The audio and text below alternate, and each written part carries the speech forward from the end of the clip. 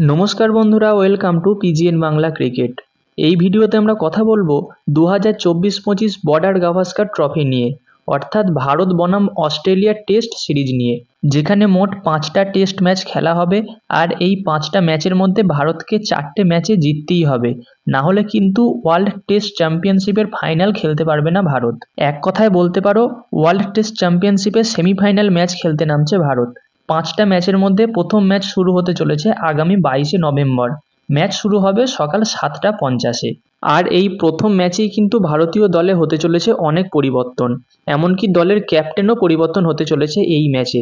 এছাড়াও এই দলে কিন্তু অনেক মেন প্লেয়ার চোট সমস্যায় পড়েছে। এর ফলে ভারতীয় জাতীয় দলে জায়গা হতে পারে বাংলার প্লেয়ারের। তাহলে চলো বন্ধুরা, এবার ভিডিওর মেন টপিকে যাওয়া যাক। দারুণ একটা ইনফরমেটিভ ভিডিও হতে চলেছে এটা।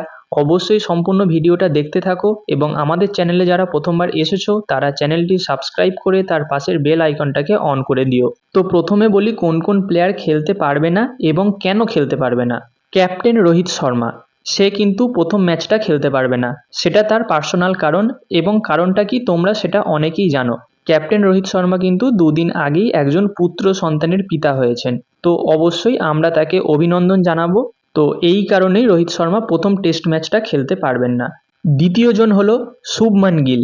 এই মুহূর্তে ভারতীয় টেস্ট দলের 3 নাম্বার পজিশনের জন্য খেলার পারফেক্ট প্লেয়ার যে, সেই শুভমান গিল কিন্তু প্র্যাকটিসে চোট পেয়েছে, আঙুলে চোট পেয়েছে, এবং চোটটা এতটাই গুরুতর যে প্রথম ম্যাচ থেকে সে রুলড আউট হয়ে গেছে। এমনকি দ্বিতীয় ম্যাচেও খেলতে পারবে কিনা সেই নিয়েও কিন্তু যথেষ্ট সন্দেহ আছে। এবং তৃতীয় জন হলো লোকেশ রাহুল। সেও কিন্তু প্র্যাকটিসে চোট পেয়েছে, তবে তার চোটটা অতটা গুরুতর নয়। তাকে কিন্তু এখনও প্রথম ম্যাচের জন্য স্কোয়াডে রাখা হয়েছে। তাহলে তোমরা বুঝতেই পারছো তিনটে মেন প্লেয়ার প্রথম টেস্ট ম্যাচ খেলতে পারবে না। তাহলে তার জায়গায় কোন প্লেয়ার আসবে? এরা খেলতে পারবে না বলে এমনটা তো নয় যে ভারত ম্যাচ খেলবে না, ম্যাচ তো খেলতে হবে। তো এই জায়গায় প্লেইং ইলেভেনটা কিছুটা এইরকম হতে পারে, যেটা হলো ওপেন করবে যশস্বী জয়সওয়ালের সঙ্গে বাংলার ছেলে অভিমন্যু ইশরন। সচরাচর বাংলার ছেলেরা ভারতীয় জাতীয় ক্রিকেট দলে সেইভাবে সুযোগ পায় না, তবে এটা একটা ভালো সুযোগ এসেছে। আর এই অভিমন্যু ইশরন যে প্রথম ম্যাচটা খেলতে চলেছে, এটা তোমরা মোটামুটি 80% শিওর ধরে রাখো, কারণ এটাই শোনা যাচ্ছে যে রোহিত শর্মা প্রথম ম্যাচ খেলবে না।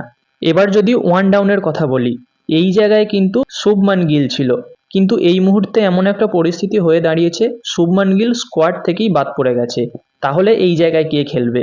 এই জায়গায় খেলানোর জন্য কিন্তু ইন্ডিয়ার কাছে 2-3টে অপশান আছে। প্রথম অপশান বিরাট কোহলি, কিন্তু সে ফর্মে নেই, তবে তাকে খেলানো যেতে পারে। তবে যদি বিরাট কোহলিকে না খেলানো হয় এই জায়গায়, তাহলে সেক্ষেত্রে ধ্রুব জুরেল আছে, এমনকি ঋতুরাজ গাইকোয়াড এবং দেবদত্ত পাদিকাল, এই দুটো প্লেয়ারকেও কিন্তু নিয়ে যাওয়া হয়েছে। তো সেক্ষেত্রে এই দুজনের মধ্যে যে কোনো একজন কিন্তু ওয়ান ডাউন চান্স পেতেই পারে। তাহলে আমি বিতর্কের খাতিরে ধরে নিলাম ওপেন করছে যশস্বী জয়সওয়ালের সঙ্গে অভিমন্যু ইশরন, 3 নম্বরে থাকছে ঋতুরাজ গাইকোয়াড, 4 নম্বরে বিরাট কোহলি, 5-এ ঋষভ পান্ত, 6-এ ধ্রুব জুরেল, 7-এ থাকছে রবীন্দ্র জাদেজা, 8-এ থাকছে ওয়াশিংটন সুন্দর, 9-এ থাকছে জাসপ্রীত বুমরা ক্যাপ্টেন হিসাবে, এবং 10 নম্বর পজিশনে থাকছে মোহাম্মদ সিরাজ, এবং 11 নম্বর প্লেয়ার হিসাবে থাকছে হর্ষিত রানা। দেখো, বুমরা এবং সিরাজকে আমরা কোনোভাবেই এই সিরিজ থেকে বাদ দিতে পারি না, কারণ গত সিরিজে কিন্তু এরা দুজন মিলেই অস্ট্রেলিয়ার পুরো টিমটাকে শেষ করে দিয়েছিল। এবং আর একটা জিনিস তোমরা খেয়াল করেছো কি জানি না, এই দলে কিন্তু কোনো প্রপার স্পিন বোলার নেই। যারা আছে তারা কিন্তু স্পিন অলরাউন্ডার। এই জাদেজা, ওয়াশিংটন সুন্দর, এরা কিন্তু প্রপার বোলার নয়, এরা প্রপার অলরাউন্ডার। ব্যাটের সঙ্গে সঙ্গে বোলিং অপশান বা বোলিংয়ের সঙ্গে সঙ্গে ব্যাটিংয়ের অপশান এদের মধ্যে আছে।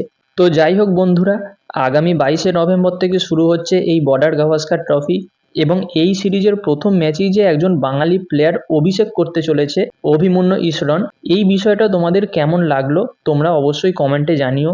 এবং পরবর্তীতে আমার কাছে কোনো আপডেট এলে আমি অবশ্যই তোমাদের সঙ্গে শেয়ার করে দেবো। তো অবশ্যই তোমরা চ্যানেলটাকে সাবস্ক্রাইব করে তার পাশের বেল আইকনটাকে অন করে দিও। এই ভিডিওতে এই পর্যন্তই, দেখা হচ্ছে পরবর্তী ভিডিওতে। Bye bye.